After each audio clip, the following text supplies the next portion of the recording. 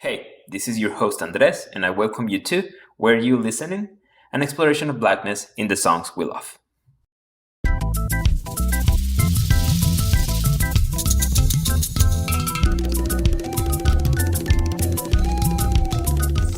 Today, we'll be listening to África Terra Querida, Africa, Dear Motherland, by Paulo Flores.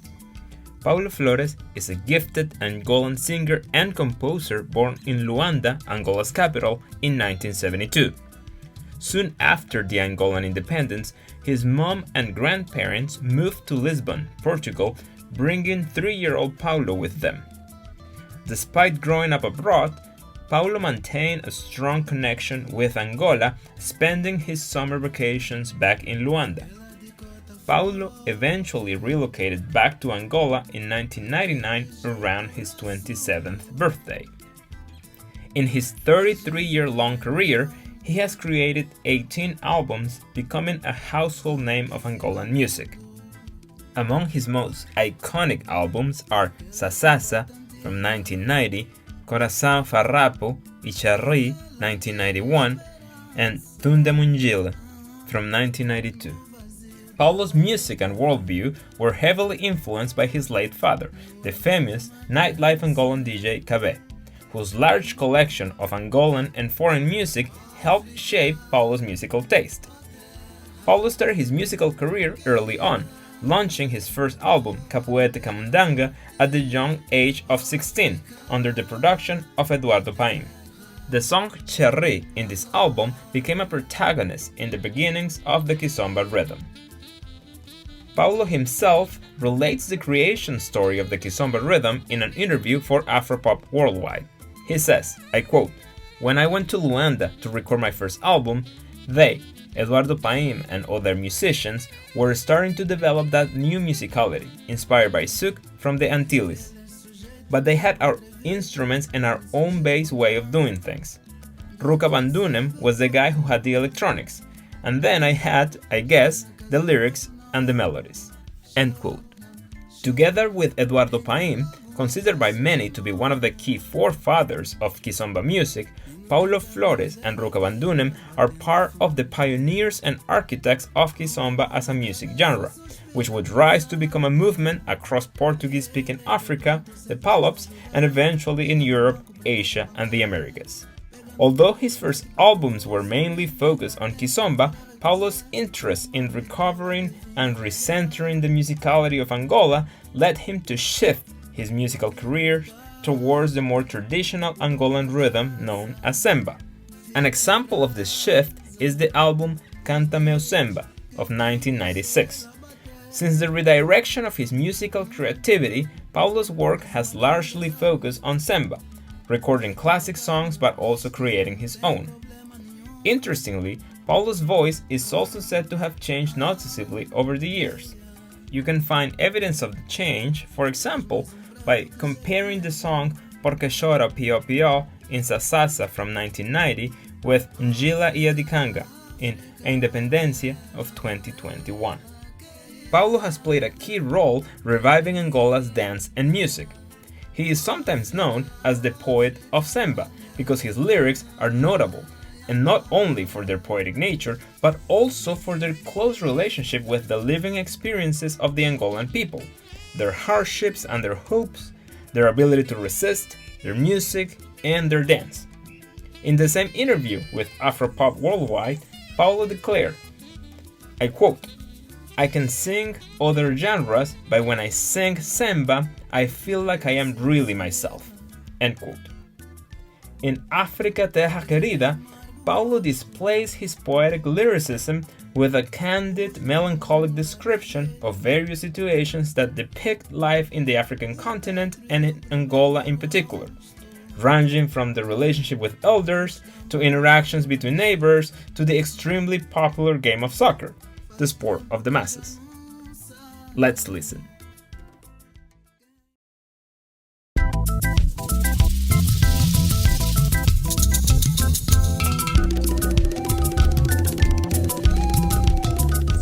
For this episode, we are very fortunate to have Rui Djassi Moracén, to fix my broken Portuguese translation and to contextualize the song.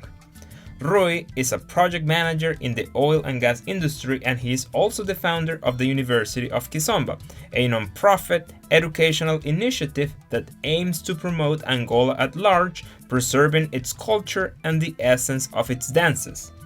Rui's work focuses on the importance of understanding the socio-cultural dynamics associated with Kizomba. And listen, y'all, when I say we're fortunate to have Rui, I really mean it, because Rui himself interviewed Paulo Flores just last year. You can find the interview in the University of Kizomba's Facebook page. We've put a link in the sources for this episode. Really check it out, because that interview is gold. Aquela dicota forte, aquele jeito raçudo, a gente que vem do norte, os damos que ficam mudos, aquela cubata antiga, aquela antiga esperança, no vazio da barriga, no olhar de uma criança.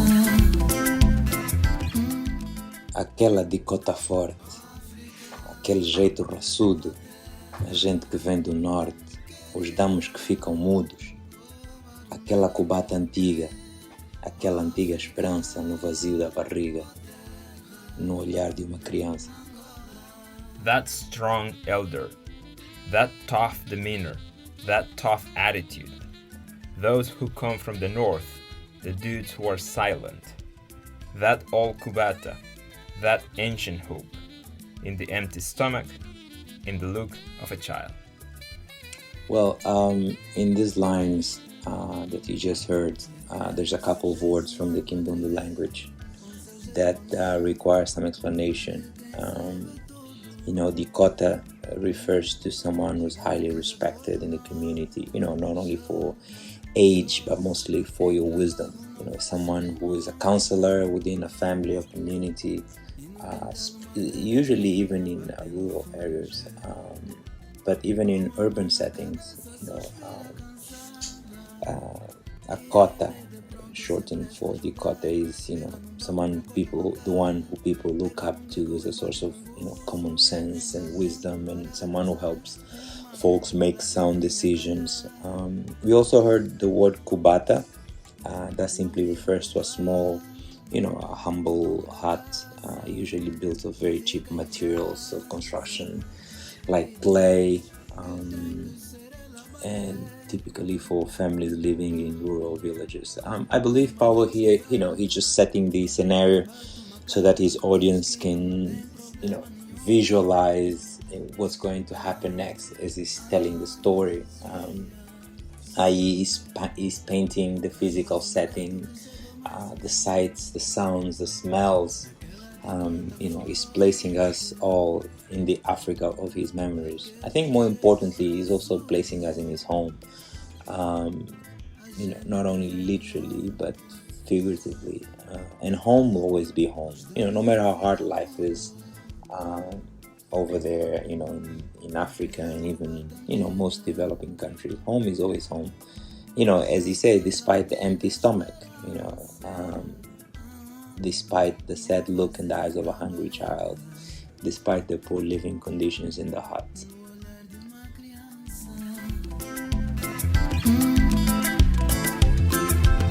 África, oh terra querida, oh barumberandarte, oh África, oh terra, Angola. Oh África, oh terra querida, oh África, oh terra Angola. Oh Africa, oh beloved motherland. Oh Africa, oh motherland, Angola. I think nothing much to add here, really. The words should be, self-explanatory in all languages, I hope. He's very much expressing love for the motherland, and Africa is known to be the cradle of humanity. So, it's all beloved motherland, all motherland, Angola.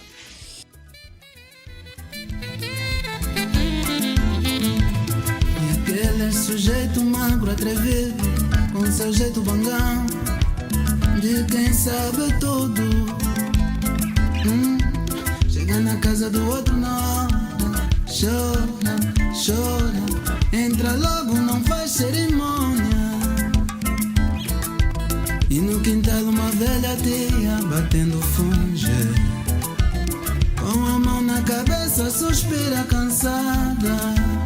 E ele de pronto se presta a ajudar, pega num banco pra cota bancar, pega num bico e bate com gozo, e nem dá tempo para recusar uma bitola que vinha calhar. O amigo o dono da casa, fica em brasa e diz que tem que ser ela a bater. Mas o Madê não desarma, bate uma calma, diz que não tem problema nenhum. Tia, traz mais um prato que chegou mais um. E aquele sujeito magro atrevido, com seu jeito pangão de quem sabe tudo, chega na casa do outro na hora, chora, chora, entra logo, não faz cerimônia. E no quintal, uma velha tia, batendo funge, com a mão na cabeça, suspira cansada. E ele de pronto se presta a ajudar, pega num banco pra cota bancar, pega num guico e bate com um gunzo, e nem dá tempo para repousar, uma bitola até vinha calhar. O amigo, o tal do dono da casa, fica em brasa e diz que tem que ser ele a bater, mas o Madia não desarma, bate uma calma, diz que não tem problema nenhum. Tia, traz mais um prato, que chegou mais um. And that cheeky slim guy, with the swag of someone who knows it all, arrives at someone else's house right at lunchtime, groans and complains, and then enters the house unceremoniously, and in the backyard an old auntie making fungi. With a hand on her head, she sighs, tired, and he promptly offers to help, gets a stool for her to sit down, grabs an unguico and stirs the fungi vigorously, and doesn't give her time to refuse. A beer would actually come in handy.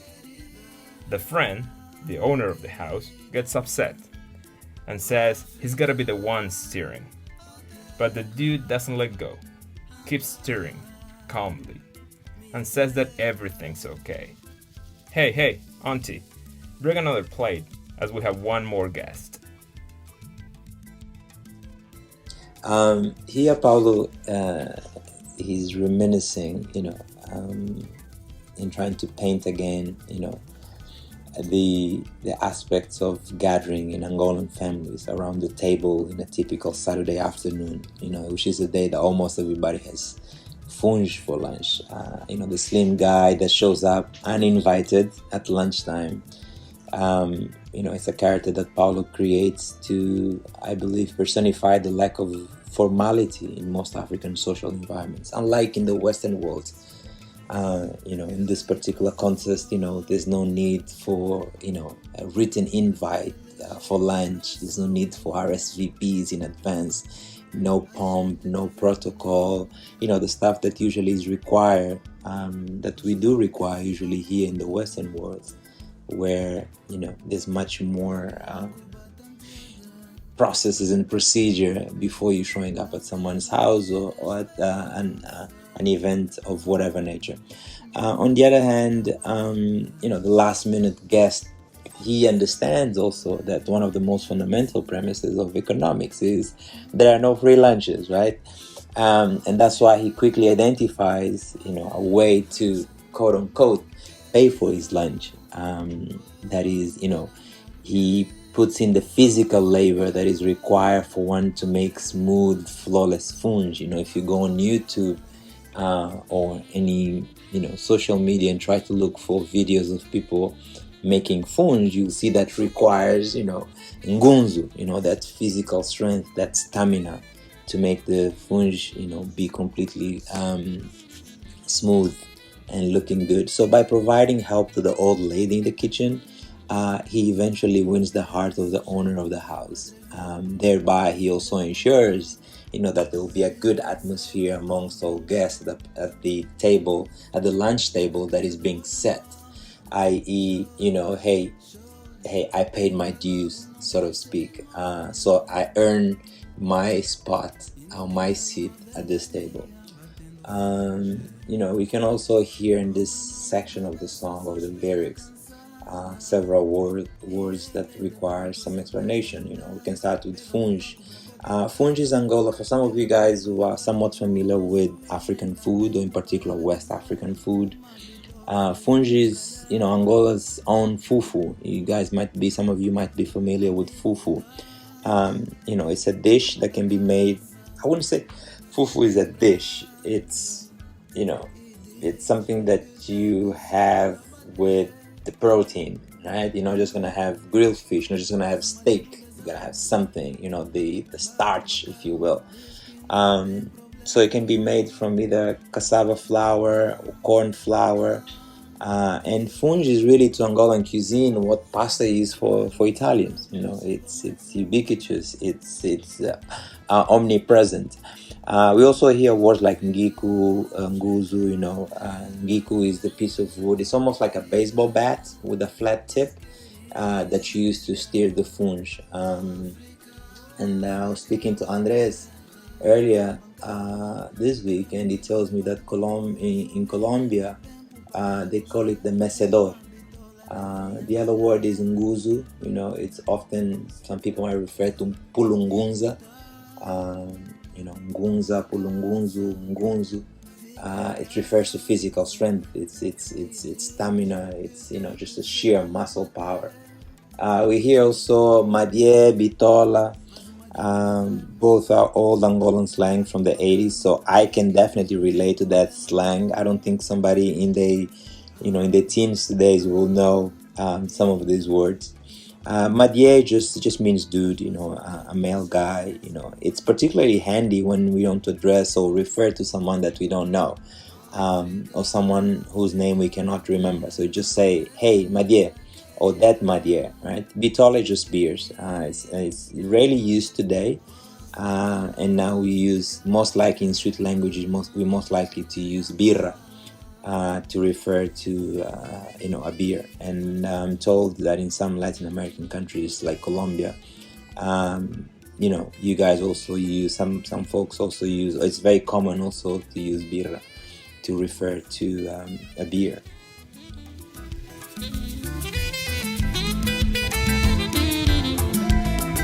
Progresso e o sambela, aquele amargo gosto,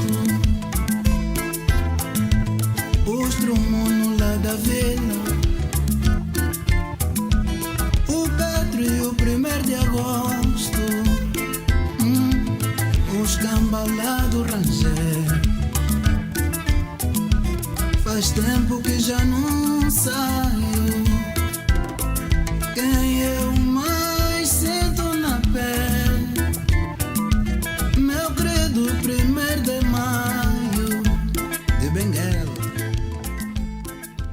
O progresso e o sambila, aquele amargo gosto, os trumunos lá da vila, o Petro e o 1º de agosto, com os cambas lá do Rangel, faz tempo que já não saio.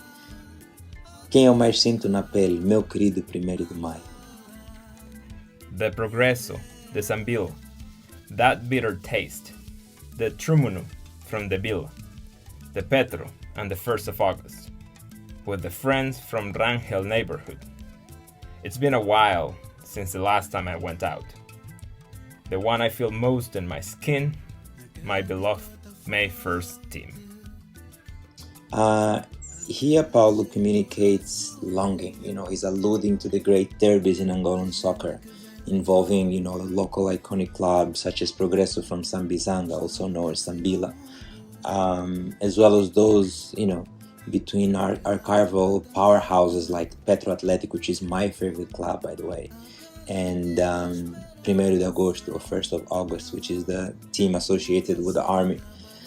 So as we heard in the intro, Paulo lived in Portugal for most of his adult life. So remembering the big soccer matches is also an indirect way for an immigrant like him to remain close to home. In Paulo's case, he's reminiscing his childhood team, the 1st of May from Benguela, which is a city on the coast of Angola, beautiful city by the ocean. And that's where his family originally hails from, or at least part of his family. I can't remember if it's on the father's side or on the mother's side. Just as a side note for you guys who are interested in history and politics and things of that nature, Sambila, you heard Progresso, and Sambila in Paulo's singing.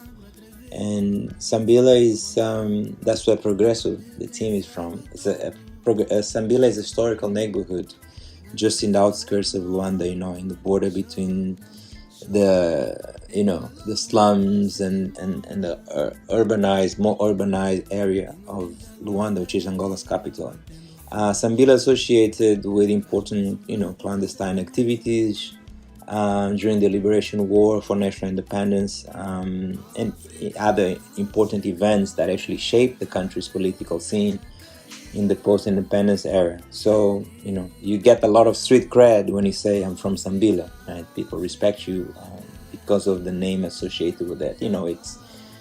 It's almost like, if you're a New Yorker, you say, hey, I'm from Harlem, right? There's something, there's a value associated with that. Or even when you say I'm from Brooklyn, I'm from the Bronx, or I'm from Compton, right? So, and I'm sure almost every major city in the world, there is that association between where you're from and how people look at you, how people perceive you.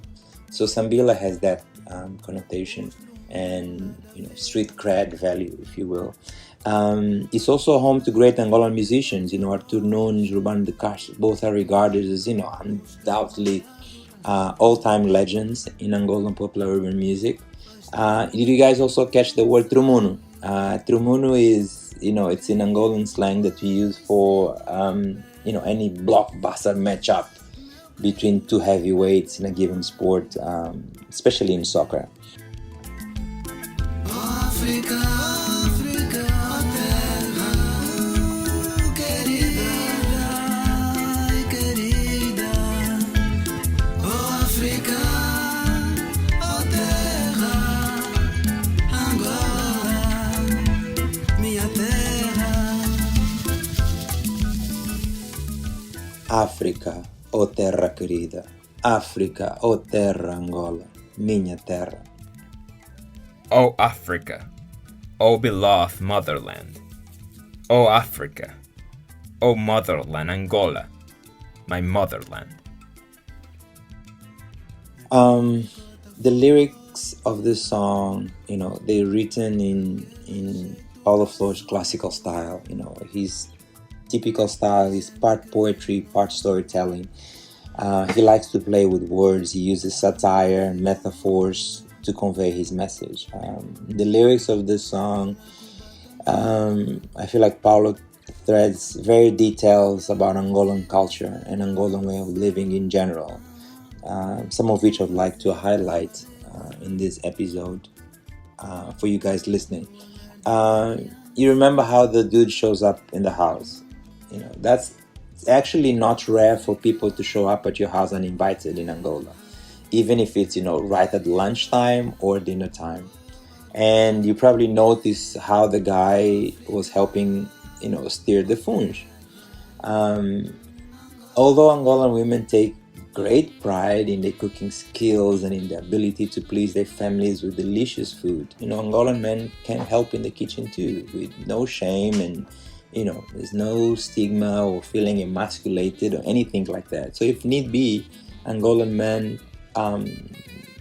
especially if your mother raised in a certain way, if you need to help your sisters, if you need to help somebody in the kitchen, hey, you do it. There's no such thing as, oh no, kitchen only for women, men are supposed to be away from it. At least the people that I know, people I grew up with, most of my friends, hey, if you gotta, roll your sleeves up and get to work in the kitchen, because that's how the meal will be ready to eat quicker or faster. Hey, you do it, right? So that's the funge that the guy is steering. That's what they're about to eat. So he's like saying, I gotta earn the right to be at this table or to enjoy this meal. So the key message here is that in Angola, eating or sharing the funge meal is more than just an exercise to fill up one's stomach. It's above all, it's a weekly family gathering or reunion, if you will. Typically, as I said earlier on, around the Saturday lunch. It starts early in the afternoon, around 2 p.m., 3-ish. Can go, till late hours in the evening or even beyond. I've been to lunches, family events, family gatherings that started early in the afternoon, and then 3 o'clock, 4 o'clock in the morning, you're still there. Everybody's still there. So it's an occasion to eat, to drink, a lot of alcohol, and the food is usually, because Angola is so hot, the food is usually washed down with, copious amounts of ice cold draft beer. We love draft beer in Angola, our local beer, Kuka. And we love it. So that's usually the best thing to wash down the funge and everything that comes, with it. Because you can have funge with fish. You can have funge with pork, sausage. You can have with fish, seafood. I mean, you name it. There's several ways of several things to go. So you can think of funge as a side dish, right? And it's because it's a side dish, just like rice or coleslaw or salad. It goes well with a lot of things. So this occasion is on typically on Saturday, so it's for eating, for drinking, dancing, catching up, with the latest gossips, what's going on, what are the topics of conversation in the family, but also in society in general. Remember how the guy was, he was just added to the guest list, towards the end of the lyrics, as the story, as Paulo is singing. So no matter how scarce the food might be, physical food, tangible food in the pots or on the table, there's always room in our culture for one more person, one more plate, figuratively and literally. So some of these aspects of day-to-day life in Angola are not unique to Angola. They're also present in most, if not all, parts of the African continent. And I think that's why Paulo deliberately chose the title of the song as a reference to the motherland at large, not just to Angola. One thing that I want to add is that we, when we are Angolan immigrants outside of the motherland, which is the title of the song, from the dear motherland, we use the funge also to reconnect, to be back home, to find ourselves there. So, you don't have to be in Angola to eat the funge. And oftentimes, me, my friends, Angolan friends who live overseas, my relatives, Angolan relatives living overseas, when we're really homesick, when you're really homesick, eating funge, whether it's homemade, whether you make it yourself or you go to an auntie's house that makes it really good, or you find, hopefully, depending on where you live, if you live in Portugal, for instance, you might be lucky enough to find a place, and there are African restaurants in Portugal, in Lisbon at least, that I know of that make funge. So funge is to feed your body, when you're feeling homesick, when you're away from home and you just want to reconnect and reset and find yourself and go back to who you are, because sometimes when you're an immigrant you kind of get lost between, your new identity, your new life, and the life where you originally came from. So funge is kind of like, it's a reset. Eating funge, proverbially speaking, it's a reset, it's an ability to reconnect, to find yourself again. And often, as I said, when we very, very much missing home and there's nothing else that can cure that longing, one of the best things you can do is to gather a few people and eat some funge. You know what I mean? Finding that ability, that connection, and you just sit somewhere and enjoy that funge. And in that moment, you back home, you back in the motherland, you are back to the cradle of humanity. And there's no better feeling than that.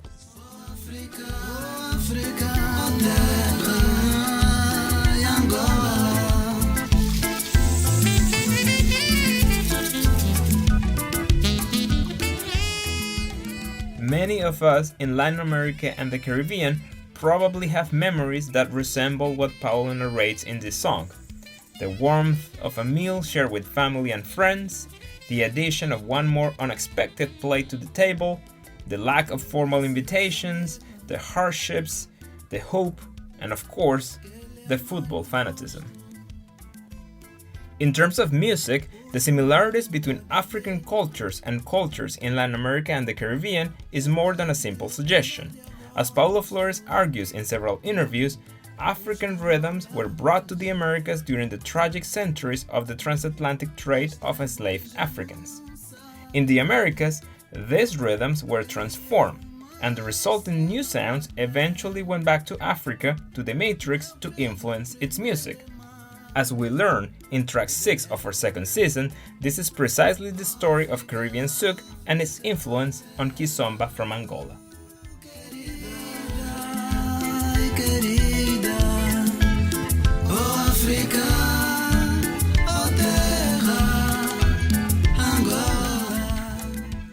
Thank you for being here with me today. If you weren't listening, now you are.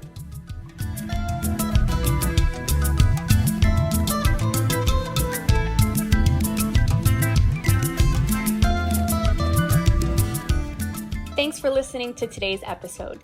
To hear today's song or other songs featured on our Were You Listening series, check out the Were You Listening playlist, which can be found at our website, tarheels.live/mixtape podcast. Be sure to follow us on Instagram and Facebook at mixtape.podcast, as well as Twitter and YouTube, which are easily accessed through our website. Make sure you hit that subscribe button and turn on notifications for our posts.